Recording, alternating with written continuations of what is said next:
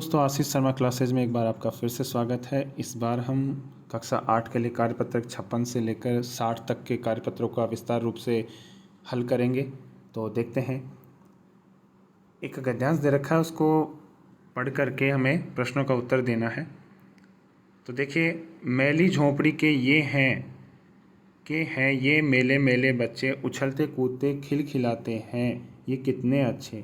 मुझ जैसी इनकी दो आँखें, मुझ जैसे दो हाथ, नहीं पढ़ा करते पर क्यों ये कभी हमारे साथ। नहीं हमारे साथ कभी ये जाते हैं स्कूल, क्यों इनके कपड़ों पर मम्मी इतनी ज़्यादा धूल। ढाबों में बर्तन मलते हैं या बोझा ढोते हैं, हम स्कूलों में होते हैं तब ये चुप चुप रोते हैं। ये भी भारत के बच्चे, ये भी भारत की शान हैं, झोंपड़ियों के हैं तो क्या है, मन इन पर कुर्बान। अब ये कह रहा है हाव भाव के साथ गाइए। इनको हाव भाव के साथ एक शिक्षक आप पढ़ा रहे हैं, तो इसके आपको कक्षा में गाना है और उन बच्चों को कहना है कि अपने दोस्तों को सुनाओ। है इस कविता में झोंपड़ी में रहने वाले बच्चों की बात की गई है। इस कविता को पढ़कर इसे अपने शब्दों में कहानी की तरह लिखिए। तो इसमें हमने लिखा है कि जो बच्चे झोंपड़ियों में रहते हैं, अर्थात गरीब परिवार के बच्चे मैले कपड़े पहने हुए रहते हैं, वे पूरे दिन उछलते कूदते और हंसते रहते हैं। ये कितने अच्छे होते हैं। इनके भी मेरी जैसी दो आँखें दो हाथ हैं, परंतु फिर भी ये हमारे साथ क्यों नहीं पढ़ाई करते हैं और न ही ये हमारे साथ कभी स्कूल जाते हैं। इनके कपड़ों पर कितनी ज़्यादा धूल क्यों जमी हुई है या जमी रहती है। ढाबों पर ये बच्चे बर्तन मांजते रहते हैं और बोझा उठाते रहते हैं। जब हम स्कूल में जाते हैं तो ये बच्चे स्कूल जाने के लिए रोते हैं। ये सब भी भारत के बच्चे हैं, भारत की शान हैं। झोंपड़ियों में रहने वाले हैं तो क्या हुआ, मेरा मन इन पर कुर्बान है। अब हम कार्यपत्रक संख्या ये 56 जो है वो हुआ कंप्लीट। अब हम कार्यपत्रक संख्या देखते हैं 57। कार्यपत्रक संख्या 57 में देखते हैं, एक विषय वस्तु को पढ़कर विश्लेषण कर पाना है, कहानी को पढ़कर दिए गए प्रश्नों का उत्तर देना है। अब कहानी इस प्रकार है।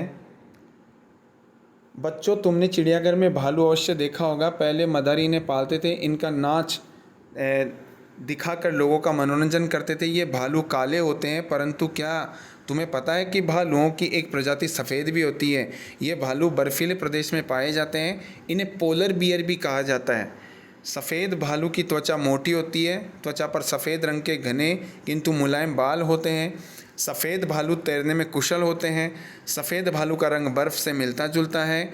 सफ़ेद भालू की नज़र बहुत तेज होती है, वह अपने शिकार को दूर से ही देख लेता है। सील मछली भालू का प्रिय भोजन है। सील मछली सांस लेने और आराम करने के लिए जब समुद्र के किनारे आती है तो भालू अपना शिकार बना लेते हैं। भालू सोने और खाने के बड़े शौकीन होते हैं। ग्लोबल वार्मिंग की वजह से इनकी संख्या बहुत ही कम होती जा रही है। अब प्रश्नों का उत्तर देखते हैं। सफ़ेद रंग के भालू कहाँ पाए जाते हैं और इन्हें दूसरे किस नाम से जाना जाता है। तो सफ़ेद भालू बर्फीले प्रदेश में पाए जाते हैं। इन्हें पोलर बियर के नाम से भी जाना जाता है या पोलर बियर भी कहते हैं। दूसरा प्रश्न है, सफ़ेद भालू की त्वचा रिक्त स्थान होती है। अब इसमें देखो खुरदरी होती है या मोटी होती है, तो इसमें लिखेंगे अपन मोटी होती है। इसी प्रकार तीसरा प्रश्न है, रिक्त स्थान सोने और खाने के शौकीन होते हैं। कौन होते हैं, भालू होते हैं या फिर मदारी, तो इसमें हम रिक्त स्थान में लिखेंगे भालू। चौथा प्रश्न है, किस कारण से भालू की संख्या कम होती जा रही है। तो इसमें आंसर लिखेंगे ग्लोबल वार्मिंग की वजह से इनकी संख्या जो है वो कम होती जा रही है। पांचवा प्रश्न है, भालू के स्वभाव की विशेषता के बारे में लिखिए। तो इसमें लिखेंगे भालू की नज़र बहुत तेज होती है, वह अपने शिकार को दूर से ही देख लेता है। भालू सोने और खाने के शौकीन होते हैं। इसी प्रकार छठवां प्रश्न है, आप ऊँट के बारे में इसी प्रकार से लिखिए। ऊँट जो होता है उसके बारे में, तो ऊँट को रेगिस्तान का जहाज कहा जाता है क्योंकि उसके पैर गद्दीदार होते हैं और वह एक बार पानी के पीने के बाद 7 दिवस तक बिना पानी पिए रह सकता है। तो इस प्रकार ये कार्यपत्रक संख्या जो है वो 57 मतलब 57वां कार्यपत्रक पूर्ण हुआ। अब हम देखते हैं कार्यपत्रक संख्या 58। कार्यपत्रक संख्या 58 में देखते हैं कि गद्यांश पद्यांश को पढ़ करके समझ के साथ प्रश्नों का उत्तर दे पाना है। नीचे दी गई जानकारी को पढ़कर दिए गए प्रश्नों के उत्तर दीजिए। भारत में बहुत लोग यात्रा करने के लिए रेलगाड़ियों का उपयोग करते हैं। वे तेज़ और सस्ती हैं और उपयोग करने में आसान है। विशेष रूप से लंबी यात्रा करने के लिए इनके अलावा ये अधिकतर स्थानों तक जाती हैं। इसलिए चाहे आप अपने बड़े शहर में हो या छोटे गांव में, संभावना यही है कि आपने रेलगाड़ी का ऊंचा जो हॉर्न है वो बहुत ज़रूर सुना होगा। सामान को एक स्थान से दूसरे स्थान तक ले जाने के लिए रेलगाड़ी बहुत ही उपयोगी है। यदि रेलगाड़ी ठीक से न चले तो लोग बहुत ही महत्वपूर्ण वस्तुएं नहीं खरीद सकेंगे। यदि रेलगाड़ी को चलाना बंद कर दे तो लोग यात्रा नहीं कर सकेंगे, दुकानों तक सामान को नहीं पहुंचाया जा सकेगा और पूरा देश थम जाएगा। भारतीय रेल दुनिया की सबसे बड़े रेल नेटवर्क में से एक है। भारतीय रेल विभाग प्रतिदिन लगभग 13,000 रेलगाड़ियाँ चलाता है, जिनमें से बहुत लोग यात्रा करते हैं। यह इतने अधिक लोगों को रोजगार उपलब्ध कराती है कि दुनिया की चौथी सबसे बड़ी कंपनी है। इसलिए जब आप अगली बार किसी रेलगाड़ी को गुजरते देखें तो मुस्कुराकर और हाथ हिलाकर उनका स्वागत करें। अब इसमें देखो एक ब्रैकेट में दिया है कि जो रेलगाड़ी सबसे अधिक दूरी तय करती है उसका नाम विवेक एक्सप्रेस है। ये असम के डिब्रूगढ़ से तमिलनाडु के कन्याकुमारी तक सफ़र करती है। ये 4,286 किलोमीटर की दूरी तय करती है। अगर शुरू से अंतिम स्टेशन की इस गाड़ी से यात्रा करें तो आपको 80 घंटे और 15 मिनट का जो है वो समय लगेगा। ये कुल 55 स्टेशनों पर रुकती है। तो अब इसमें देखते हैं पहला प्रश्न, भारत में प्रतिदिन कितनी रेलगाड़ियाँ चलती हैं? तो इसमें हम लगा देंगे जो द नंबर का ऑप्शन है, लगभग 13,000 रेलगाड़ियाँ। इसी प्रकार दूसरा प्रश्न है, भारत में रेलगाड़ियों का उपयोग कौन करता है? तो लगभग प्रत्येक व्यक्ति जो है, गांव का हो चाहे शहर का हो, लगभग प्रत्येक व्यक्ति जो है वो रेलगाड़ी का उपयोग करता है। तीसरा प्रश्न है, रेलगाड़ियों के महत्व पर अपने विचार लिखिए। रेलगाड़ी अन्य साधनों की तुलना में सस्ता रहती है। यह इतने लोगों को रोजगार उपलब्ध कराती है कि लंबी यात्रा के लिए विशेष उपयोगी साधन है। इस प्रकार हमने कार्यपत्रक संख्या जो है वो 58 देखा। अब कार्यपत्रक संख्या 59 का जो है वो अध्ययन करते हैं। कार्यपत्रक संख्या 59 में है एक अनुच्छेद दिया हुआ, उसको पढ़कर तथ्यों का विश्लेषण जो है वो करना है। एक विशु को उसके 16वें जन्मदिन पर उसके पिताजी ने उसे मोटरसाइकिल जो है उपहार में दे दी। विशु आज बहुत खुश था। उसने अपने 2 दोस्त यश और गगन को अपनी मोटरसाइकिल पर बैठाया और दूर तक घूमने निकल गए। उनकी मोटरसाइकिल आज हवा से बातें कर रही थी। सबसे आगे सबसे तेज तभी सामने के मोड़ से आ रही एक गाड़ी ने उनकी मोटरसाइकिल तेजी से टकरा गई। तीनों मित्र सड़क पर गिरकर दूर तक घिसटते चले गए। उनको गंभीर चोटें लगी। तीनों ने हेलमेट नहीं पहना था, जिससे उनके सिर पर गंभीर चोटें लगी। उनके माता पिता बहुत दुखी हुए। और ये एक रोज़मर्रा की जीवन में भी ये कहानी जो है वो लागू होती है कि हमें मोटरसाइकिल चलाते हैं तो हेलमेट पहन के ही चलाना चाहिए। प्रश्न का आंसर देखते हैं। विशु की दुर्घटना का प्रमुख कारण क्या था, स्पष्ट करें। तो विशु मोटरसाइकिल को बहुत तेज़ गति से चला रहा था। उसने सिर पर हेलमेट भी नहीं पहना था, जिससे सिर पर चोट लगने के कारण विशु कोमा में चला गया। दूसरा प्रश्न है, आजकल अधिकतर युवाओं द्वारा असावधानी से वाहन चलाए जा रहे हैं। इसका दुष्परिणाम उनके परिवारजन को किस प्रकार भुगतना पड़ता है, स्पष्ट कीजिए।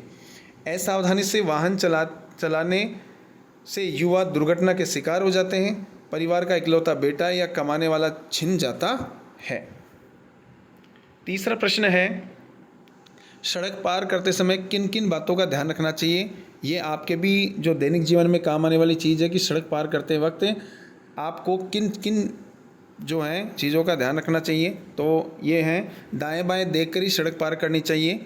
सड़क पार करते समय फ़ोन पर बात कभी भी नहीं करनी चाहिए। चौथा प्रश्न है, आपके पिताजी प्रतिदिन 2 पहिया वाहन से अपने कार्यालय जाते हैं। उनके पास कौन से अनिवार्य दस्तावेज होना चाहिए, लिखिए। अब इन पे इसमें हम उत्तर देंगे।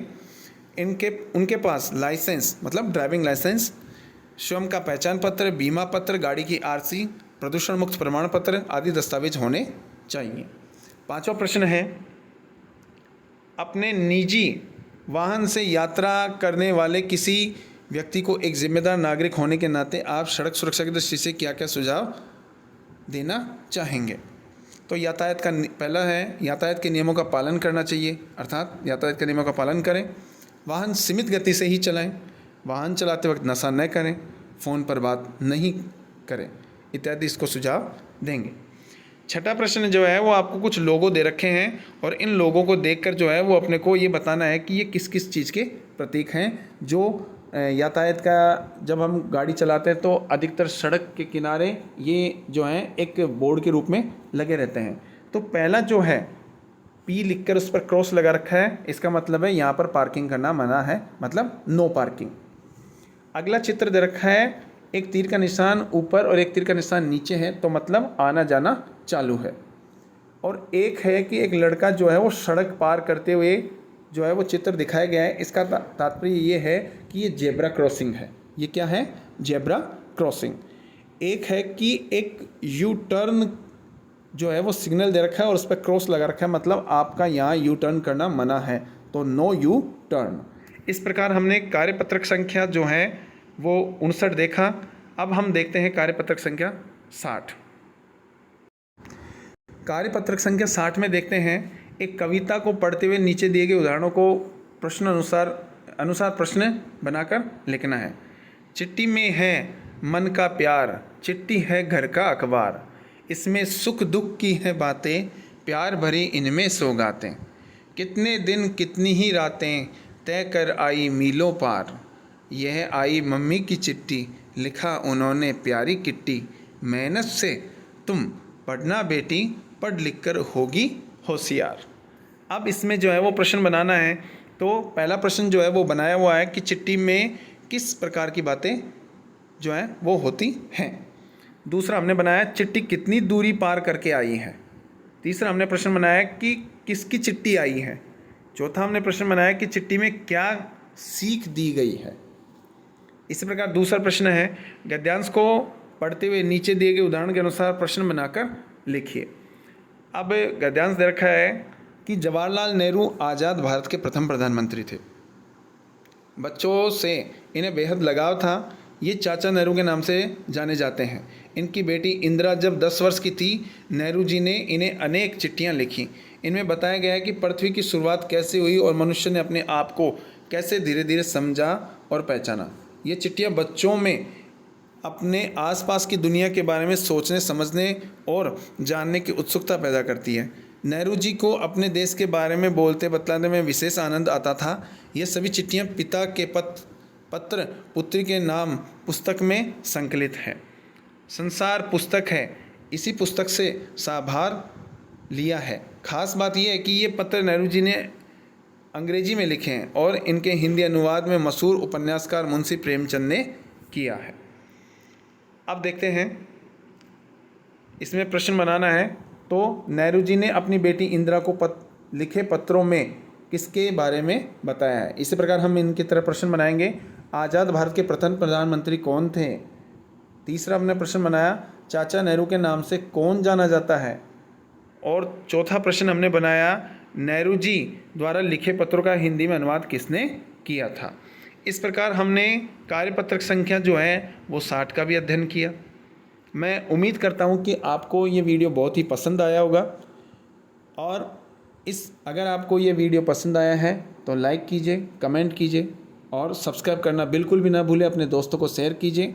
हम आगे फिर एक नए लेटेस्ट वीडियो को लेकर आपके सामने प्रस्तुत होंगे। तब तक के लिए हमें इजाज़त दीजिए। धन्यवाद। जय हिंद, जय भारत।